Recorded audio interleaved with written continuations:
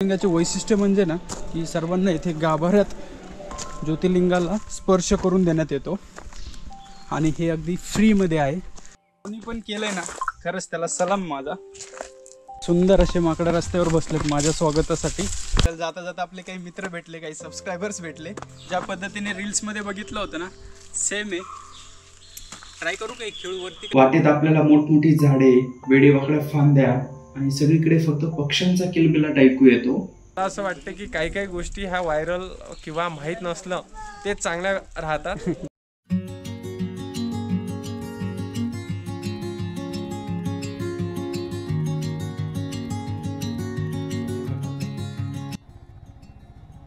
इकडे सगळे आपले रायडर भाऊ दिसत आहेत. तर फायनली आता आपण पोहोचलोत आणि इथे आपण गाडी पार्क केली आता. तर चला आता दर्शन घेऊया आपण.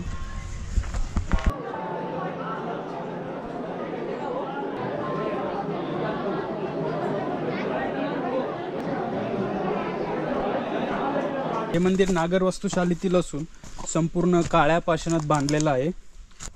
भीमाशंकर ज्योतिर्लिंगाचे वैशिष्ट्य म्हणजे ना की सर्वांना इथे गाभाऱ्यात ज्योतिर्लिंगाला स्पर्श करून देण्यात येतो आणि हे अगदी फ्रीमध्ये आहे. पण याच्यासाठी 4 ते 5 तास लाईनमध्ये थांबावं लागतं.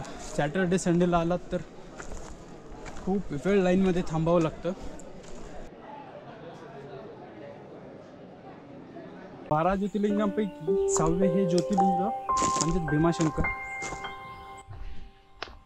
आत्ताच दर्शन घेऊन आलोत बाहेर. आता आपण मंदिरापासून खाली आलोत या रस्त्यानं आणि इथेच आपल्याला एक बोर्ड पाहायला मिळतोय. तिथून आपण गुप्त भीमा आणि साक्षीविनायक मंदिर, कोथरूनवीर आणि बोरगिरी, तर इथून समोर जायचं आहे आपल्याला. तर चला जाऊया आपण इथून.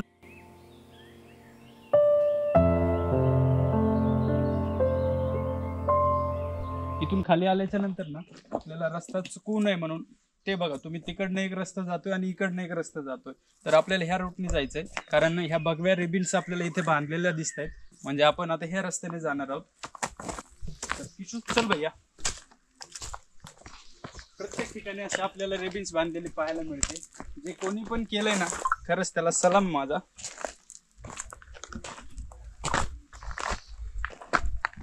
तर आता आपण ह्याच रिबिनच्या साह्याने गुप्त भीमा या ठिकाणी पोहोचणार आहोत. किती सुंदर असे माकडं रस्त्यावर बसलेत माझ्या स्वागतासाठी. आणि आपण आपला मोबाईल किंवा काही असेल तर खिशातच ठेवा कारण हे डायरेक्ट झडप मारतात अंगावरती. सो ज्या पद्धतीने बसलेत ना ती पद्धत आपल्याला वाटतं छान, पण ते डायरेक्ट अंगावरती झडप मारतात. सो तुमचा मोबाईल, तुमचा कॅमेरा, जे काही गोष्टी असतात त्या तुम्ही तुमच्या खिशामध्येच ठेवा.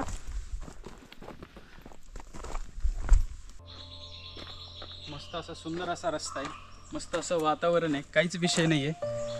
आणि आपल्याला इथं झोका पाहायला मिळतोय. ज्या पद्धतीने रील्समध्ये बघितलं होतं ना सेम आहे. ट्राय करू काही खेळू वरती, काही नाही आहे. हा हा हा हा सही आहे. जास्त त्रास नाही द्यायचा आपल्याला. पण काय जंगल ट्रेक करताना आपल्याला 2 ते 3 किलोमीटर चालत जावं लागतं. वाटेत आपल्याला मोठमोठी झाडे, वेडेवाकड्या फांद्या आणि सगळीकडे फक्त पक्ष्यांचा किलबिलाट ऐकू येतो. जाता जाता आपले काही मित्र भेटले, काही सबस्क्रायबर्स भेटले. नाही खूप भारी व्हिडिओ बनवतो आम्ही. यांची व्हिडिओ बघतो, खूप भारी व्हिडिओ बनतात. तुम्ही पण व्हिडिओ बघितला असेल तर चॅनल लाईक करा, शेअर करा आणि चॅनल सबस्क्राईब करायला विसरू नका.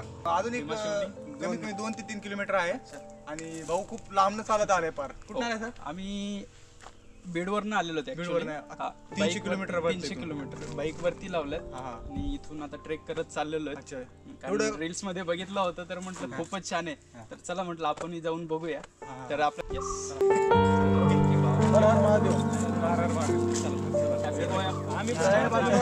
आपण बरोबर आता मंदिरापासून 12:30 वाजता निघालो होतो. आता 1 वाजलाय आणि इकडे येत असताना ना आपल्याला आपले काही सबस्क्रायबर भेटले. आपल्याशी बोलल्याने आपल्याला एवढं भारी वाटतं ना, एक अंगामध्ये ना नवीन एक ऊर्जा तयार होते मित्रांनो. तर भारी वाटलं त्यांच्याशी बोलून, काही विषय नाही आहे.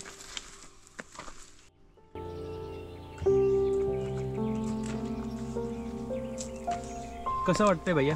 एकदम मस्त. आणि दगडी रस्ता संपलेला आहे.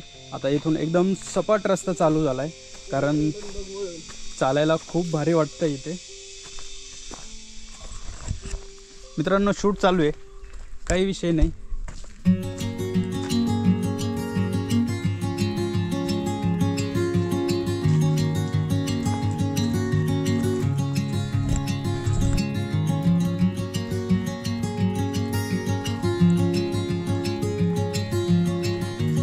आपण पोहोचलो आपल्या पॉईंटवरती, जे की गुप्त शिवलिंग.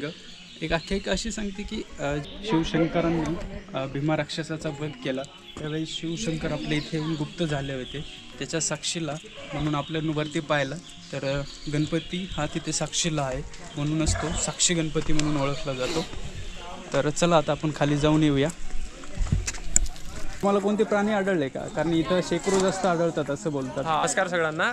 ॲक्च्युअलमध्ये मी आपल्या ज्या म्हणजे जे शैक्षणिकमध्ये शेकरूचं ऐकलं होतं आणि त्याच वर्षापासून असं वाटलं की भीमाशंकर जावं म्हणून. खूप वर्षानंतर हा योग आला. म्हणजे जवळपास ITमधून हिंजवाडीत काम करताना आज सकाळी निघालो आम्ही 4 वाजता आणि इथे आलो. खूप बरं वाटलं आहे. जंगल आहे, मस्त सगळं व्यवस्थित वाटत आहे आणि एक्सपिरियन्स तर चांगलाच आहे. फळत मंदिरचा पण एक्सपिरियन्स चांगला आहे. थोडा आहे काही गोष्टी ज्या आपल्या सुधारायला पाहिजेत, जसं डायरेक्ट VIP दर्शन वगैरे आहे ते प्रत्येक ठिकाणी चालू आहे आता सध्या. तो एक पॉईंट आहे. दुसरी गोष्ट, जसं आपलं नेचर आहे तसं आपण ट्रीट त्याला करत नाही आहे. बरोबर. तुम्ही जर बघाल तर कचरा वगैरे आपण इथेच टाकतो.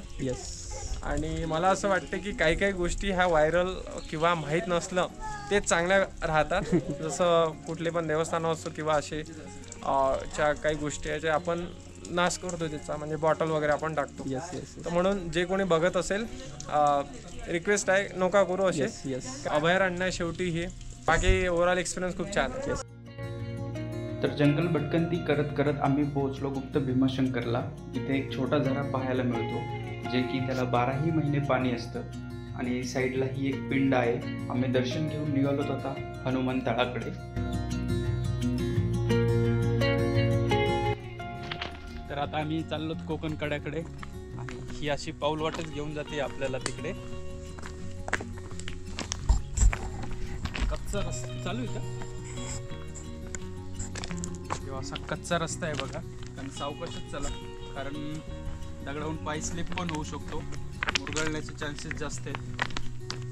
आणि हे जे तुम्हाला जंगल दिसतंय ना, या जंगलाला प्राचीन काळी डाकिनी वन म्हणून प्रसिद्ध होते. तर चला आता ह्या जंगलातून जाऊया आपण. तुम्हाला आध्यात्मिक सांत्वन किंवा नैसर्गिक सौंदर्य पाहायचं असेल ना, तर या भीमाशंकर या शांत आणि निसर्गरम्य स्थळी नक्की व्हिजिट करा. तर या जागेला संन्यासाचे तपोभूमी म्हणून पण ओळखलं जातं. इथं आपल्याला हनुमानाचं मंदिर पाहायला मिळतंय.